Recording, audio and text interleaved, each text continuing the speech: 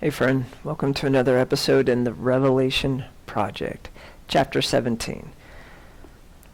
Again, verse 1. And there came out one of the seven angels which had the seven vials, and talked with me, saying unto me, Come here, and I will show you the judgment of the great whore that sits upon many waters.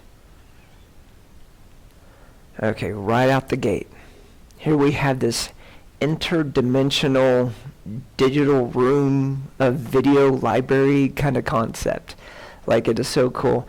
For an Envisionscape, this is where John is operating through this vision format, this encounter of multiple dimensions. He's able to, from the future, view the past, and yet from the past, view the future. And it's only in this place where there is a super dimensional operational ability to engage in. John, being a third dimensional being, is experiencing this through the realm of the spirit. Okay, so the laws that apply to this third dimension, encased within the fourth dimension time, these laws don't have influence in this super dimensional space, right? It's as if he has access to this omniscience of God. Holy Spirit's able to reveal these things through the angels to him. A just amazing encounter, right? So already we see that this, not written in chronological order, is already, because chapter 16, the 3.5 years are done. This is it. Now we get a closer look. It's like almost like, okay, this is what's going to happen. Now let me show you a microscopic moment of what this is all about, this beast and this harlot. And so there's this shifting of thought that takes place from this moment of interdimensional travel. It's a lot like what the Lord did with Moses. God gave him the macro view, Genesis chapter 1, and then the micro view, Genesis chapter 2. Genesis chapter 2 provides details of the formation of mankind and how that went about. It's not contradictory to chapter 1.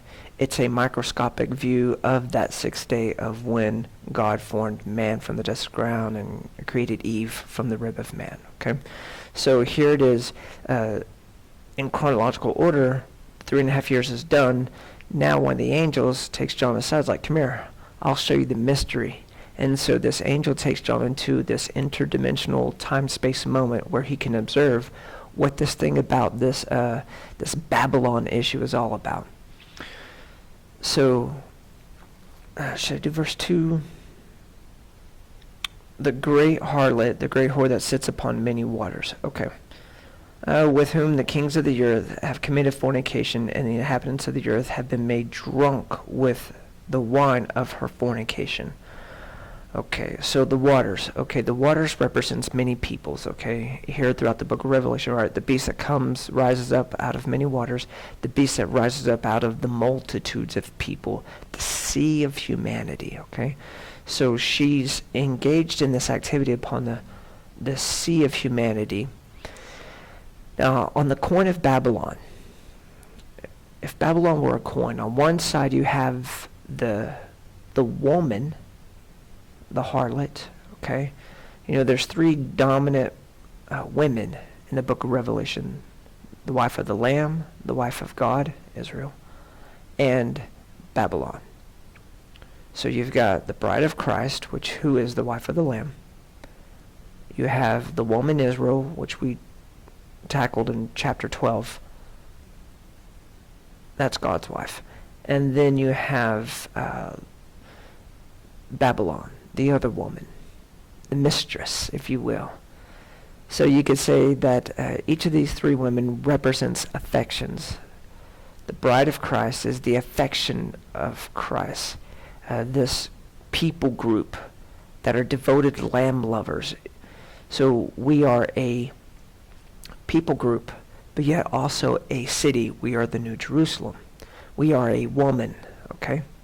The bride of Christ. So we're the church, We're the bride of Christ, and we're also the New Jerusalem. And we'll get into that in 2 later chapters here. The woman Israel. She's a woman. She's also indicative of the original Jerusalem, Zion. And then you have, she is a people group, the people Israel, but also a woman, the wife of God, okay? And then you have Babylon. She is the affection of the world, this worldly system / people group. So she's a people group. She is a city, and yet she's also this affection of the world, okay? She helps get everybody drunk off of her fornications, okay? So the woman side of the coin of Babylon deals with the allurements, the entrapments. Proverbs chapter 6 through 8, we see a lot of this whole, the harlot versus Lady Wisdom. You have the wisdom of the world, the allurements of the world, this world's calling you kind of thing, the entrapments of the wisdom of the world. If you notice too, in James it says that the wisdom that's from earthly wisdom, is sensual. There's this allurement like, well, yeah, that seems like the right thing to do. Let's do that, let's do that. But the end thereof is death. There's a way that seems right to a man, but the end thereof is death. However, the wisdom of God, Lady Wisdom, draws you into worship of God, not the Babylon. She draws you away from worship of God, okay? And then on the other coin, you have the city, which we'll deal with in chapter 18. That's the city side of the coin of Babylon. That deals with the merchants and the kings. She's idiomatic of the city of Tyre. If you do your scriptural studies in Isaiah and Jeremiah, you'll find the city of Tyre, and it's pointing to the future Babylon, okay, where the merchants of the earth make money, etc., etc. So it says here that she's upon many waters, which means many people groups. So she's a people group, she's a city, but she's also a woman. She made the inhabitants of the world drunk off the wine of her fornication. That is the Greek word porneia, which is where we get the word pornography. Okay, this enormous, this enticement, this pornography, this using sensual stimulation to draw you and allure you. So he carried me away in the spirit into the wilderness. So now he's taken into the wilderness and to catch another defined image of this woman. She's sitting on a scarlet-colored beast. Okay, this word scarlet means like a blood red kind of a color. Not a fire red. That's the word red in Revelation chapter 12 of the red dragon. That is more of a fire red. And then this color here, scarlet, is more of a blood red colored beast, full of names of blasphemy, having 7 heads and 10 horns. That's the beast from Revelation 13. So Babylon, she rides this system of the beast. She's the rider upon. And she actually is steering the beast. She's riding on it. She's the one who tells the beast what to do. So when you understand that the beast is not only a person, but it's also a system, who's actually influencing the system? Babylon. She's influencing the system. We're going to find out here in a little bit. The system gets tired of her calling the shots, and so the system will actually devour her. We'll see that here a little bit later. She was arrayed in purple and scarlet, colors decked with gold, precious stones, pearls, having a golden cup in her hand full of abominations and filthiness of her fornication. Okay, this cup, we're going to find out, is, it's full of abominations and filthiness of her fornication. Yeah, let's do this. Let's do verse 5. And upon her forehead, you see how all these allegiances, this issue with the forehead, was the name written, mystery, Babylon the Great, the mother of harlots. This word harlots is plural. She's like the queen of all these harlots. Not only the queen, she gives birth. She's the tap root. She's not just the fruit. She's not the end result of it.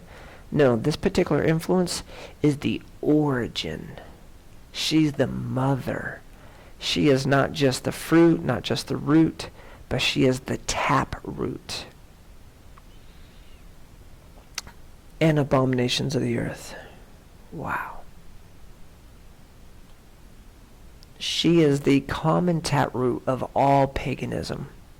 Of all, James says, James 4:4 says that you adulterers and adulteresses, know ye not that friendship with the world is enmity with God. And so God sees it as spiritual adultery when you betray your heart away from him towards the affections of this life in devotion, and you give yourself over to these devotions, if you will. And I saw the woman drunk with the blood of the martyrs and the blood of the saints. And when I saw her, I wondered with great admiration.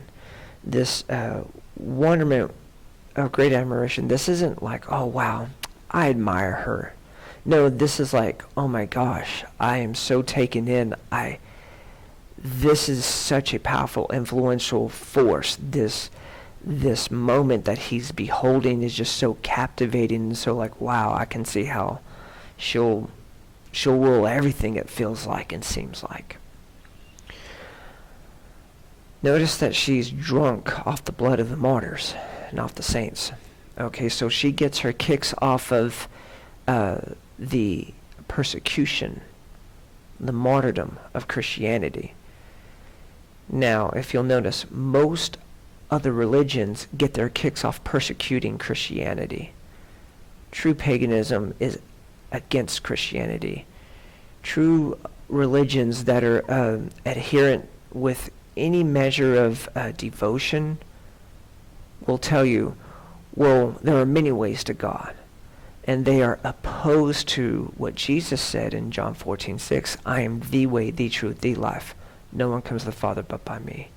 And so they are anti-Christian, okay? They are against Christ. And so she gets her kicks off persecution. She gets drunk off the blood of the martyrs. I remember when 9/11 happened, a lot of people were like, New York City is Babylon because it was destroyed within 1 hour. No, my friend, when you go to New York City, there are some amazing churches, amazing houses of worship that actually lift up the name of Christ, that people actually appreciate and go to. There's not the getting drunk off the persecution and martyrdom in New York City. No, my friend, that's not the case. And plus it says that Babylon itself, the city, will not be rebuilt. New York wasn't destroyed on 9/11, and there was no need to rebuild it kind of thing. And so there's not this whole, there's too many other qualifications that need to be met to qualify as Babylon. And plus she sits on 7 hills, 7 mountains, and this is much bigger than just New York City, okay?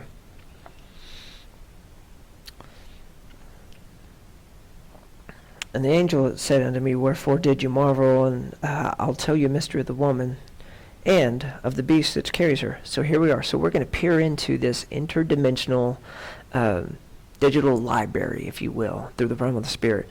A little bit more about this woman and about the beast, which has 7 heads and 10 horns. This is the same beast, the 10-horned beast that Daniel caught a glimpse of. And he just caught a glimpse. He didn't get a whole lot of details. He just caught a glimpse of this beast and a little bit of its activity in the end times.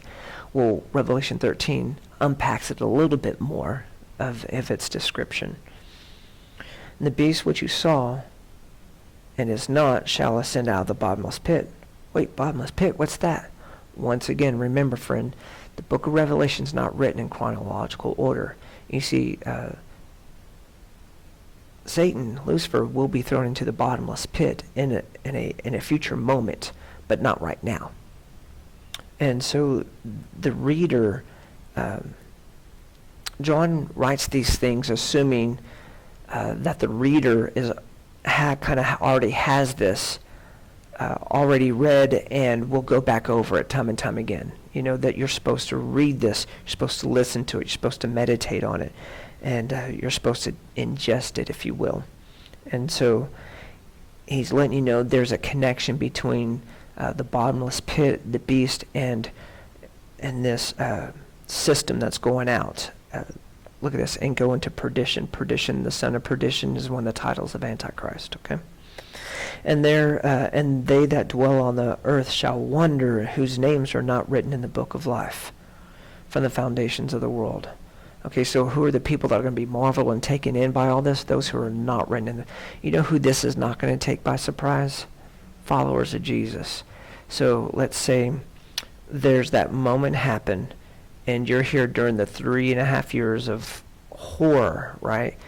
You're going to be reminded of these things that were written, right? Or those who get commitment to the Lord during that 3.5 years. They won't be taken by surprise on this. They're going to be aware of what's going on, and their names are written in the book of life. When they behold the beast that was and is not and yet is. And here's the mind which has wisdom. The 7 heads are 7 mountains. Here we go. It's clearly defined for us. What are the 7 heads? Well, they're 7 mountains upon which this woman sits. Okay, so these are 7 mountains. Well, this word mountains represents kingdoms or governments. So there's an allegiance of 7 forms of government, or 7 groups of governance, if you will. These are the 7 kings. 5 are fallen, 1 is, and the other is not yet come. And when he comes, he must continue for a short space. Now we're going to come back to this, okay? And the beast that was and is not, he is the 8th and is of the 7 and goeth into perdition. We're going to break all this down in just a minute. And the 10 kings which you saw are the 10 kings which have no kingdom as of yet, but receive power as kings 1 hour with the beast. So this means this beast, this one individual, he's going to be able to pull strings, right? He's a lot of backroom deals, kind of like a backroom dealer, if you will. You know, he's the one who's pulling the strings. And these 7, they're the ones. Now remember, he usurps 3. Daniel lets us know, like this one guy, he kind of overtakes 3. So 10 minus 7 equals 3. Well, the 3, it's like they don't come into an agreement. And so this is why you have 7 that will eventually be the ones in agreement to call the shots with the one who brought them together, who brought them to the table, okay? There's some kind of mystical enchantment that he has. Is it his false prophet that does it? Is it some form of witchcraft? I don't know. Not sure. And they shall make war with the Lamb. How wild is that? And the Lamb shall overcome them, for he is the Lord of lords and King of kings, and they that are with him are called, chosen, and faithful. You are called, chosen, and faithful. And he said unto me, the waters which you saw where the horse sits are the peoples and multitudes and nations and tongues. And the 10 horns which you saw, the beast, they shall hate the whore, and they shall make her desolate and naked, and shall eat her flesh and burn her with fire. Wow. So she's going to get exposed. There's something about the system that she's writing, this system of Antichrist, this system of the beast. It turns on her. So at some point, whatever this people group is, the system turns on them and devours her. And for God has put in their hearts to fulfill his will. Whoa. Did you see that? Is that what your Bible says? God put it in their hearts. I thought these were evil kings that have nothing to do with God. This is how big your God is.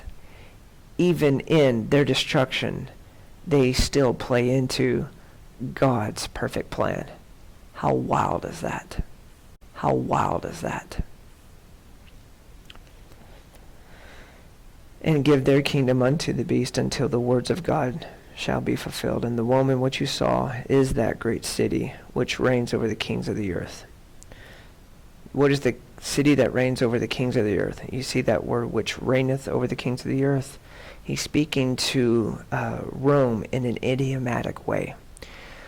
John had to write things in a way. Not only was he inspired to write this way, but also in the stroke of genius of writing in puns and idioms, you're able to call out the Roman Empire for what it is, a possessor of evil things, okay? Without saying, yeah, Rome's, the possessor of evil things, and then end up not getting these letters sent out from the island of Patmos, okay? So by him writing it this way, which is a stroke of genius, writing it this way, the Roman Empire thinks John's just a crazy guy. Like, have you read these writings? This woman that rules the world, and man, he's crazy, And so it's a stroke of genius. So he gets away with it. However, any prolific reader of the Old Testament marvels at the intelligent design that's discovered in the book of Revelation. And you're just like, wow, John, wow, God, wow, you guys, great teamwork. Good job. And praise be to God for faithful followers of Christ on the earth like John that didn't give in, okay? So, the mother of all harlots, I want to go back to this. Okay, the first world leader to show up on the scene in the book of Genesis, his name is Nimrod, okay? His queen, Semiramis, they gave birth to a son named Tammuz, and they started all the traditions, a lot of the Babylonian traditions that we see in a lot of the holidays, like the Yule log, like around Christmas time. The whole Yule log thing, that goes back to the early Babylonian traditions. Astarte, the Easter stuff, the golden egg and all this stuff. So those are Babylonian traditions that kind of crept its way into the church. Well, Nimrod was the first world leader, Tower of Babylon, okay, this is where we get the word Babylon from, the root word, Babylon, okay. They started all these traditions, okay, so this early origins, right, she is the mother of all harlots, so early origins of all paganism and all traditions that lead people away from God has its roots in Babylon. Well, how do I word this? Semiramis, her name is also, she also goes by another name, Thyatira. And this is where the city of Thyatira was named after, okay? Well, inside the city of Thyatira, if you read the letter to the Christians there, those that don't pass your tests, those that don't, overcome, you got to go through the great tribulation.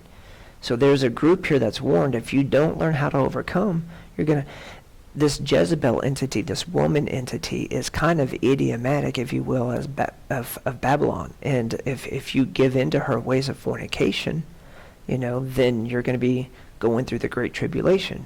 I don't know how all that works.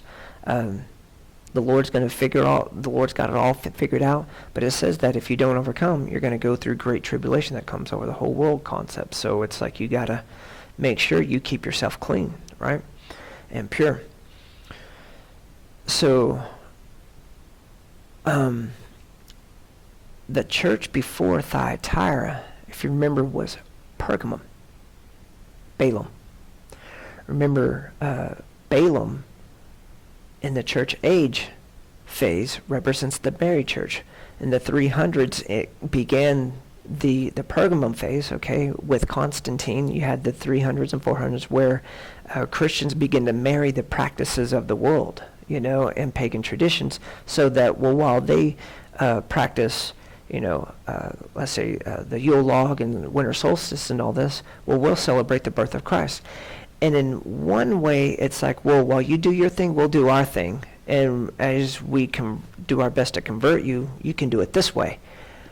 However, by marrying, what happens is there's such a letting down of the guard, if you will, by becoming married, and just, you give room for compromise. And if you're not careful at that moment in your walk with Christ, once you give over to compromise, it's easy to then open the door for the influence of Jezebel or Babylon to come in and to start to rule and call the shots. So preceding Thyatira was Pergamum.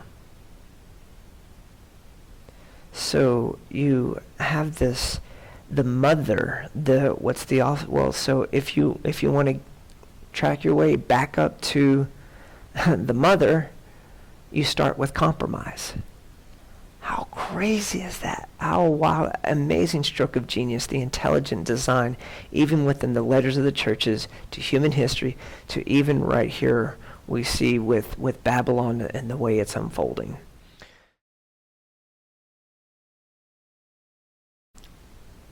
So let's jump into these graphs here. And I want to give absolute props to the work of Chuck Meisler and Cornelia House. His breakdown of this, and I'm using his slides here to help break down what does all this mean about the 7 and the 8 and the 10 and all what have you, okay? We're going to call this Satan's super kingdoms.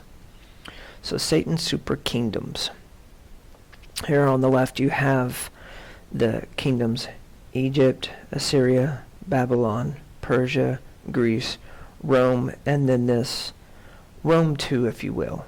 Well, this is the understanding of what shows up in the 10-horned beast, the revised Roman Empire, okay?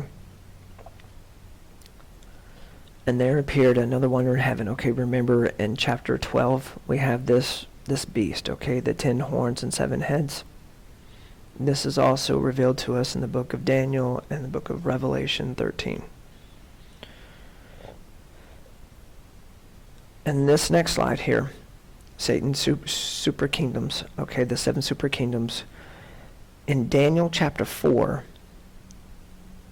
over here to the left, Daniel 4 reveals, beginning in Babylon, remember Daniel was part of the Babylonian captivity, there was 4 systems, okay, the big image, right, that gets crushed in the entrance of the kingdom of God, the rock that comes and continues to grow, that's going to crush the 10 toes. Okay, those 4 kingdoms, right, Babylon, Persia, Greece, and Rome, those are the 4. Now, when the kingdom comes and strikes and destroys all this, okay, that kingdom is the kingdom of Christ.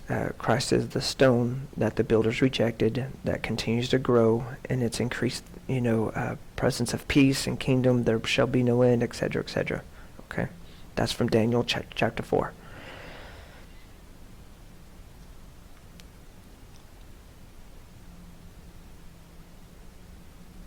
Revelation 17:10 that we just said is there are 7 kings, 5 are fallen, 1 is, and the other is not yet to come. And when he comes, he must continue for a short space. So let's break this down. The 7 kings, okay, here is the 7 kings, okay. And that time when when the system happens and everything's made manifest, these are the revealing of the 7 kings. The Egyptian Empire, Assyrian Empire, Babylonian, okay, Persia, okay, all right. All these are going to be at play. They're in the Middle East, okay, Europe and Middle East and all this is going to be at play, all right. The 5 that are fallen, now when John writes this, who are the previous 5 that are fallen? Well, from Greece backwards, because remember, John lived during the time of the Roman Empire. So the 5 that are fallen are the 5 preceding empires. And 1 is. This is John currently writing in 90 AD. He's currently there in the Roman Empire. The other is not yet come. What's this? The revised Roman Empire. Rome Part 2, if you will, okay? This is the 10-horned system, okay? So, now verse 11 of 17 says, and the beast that was and is not, even he is the 8th and is of the 7th, and goes into perdition. Well, he's of the 7th. Well, he's of the 7, so he's one of these. Which one is he? Well, if the beast is not, Okay, so beforehand, okay, yet he's of the eighth, he's part of the revised. Now remember that there's another horn that shows up that usurps 3. Remember from Daniel chapter 7, okay? So he's the little horn that comes up, usurps the 3. Now he's of the 7, so he's part of this grouping of 7. It goes into perdition. So this is the Antichrist, or the son of perdition, the lawless one, okay? So who is he of? Where is it? Well, if he's part of the ones that are not, Isaiah chapter 10, my conjecture is this: he's from Assyria. This is where he comes out of, because Isaiah chapter 10, verses 5 and 6, it says that the Assyrian, who is the club of God's wrath, this is idiomatic, this is pointing to, okay, this pun, this picture, okay, of God's wrath, this club of God's wrath. It's the same wrath of God that all these things will be administered through. So he's the Assyrian.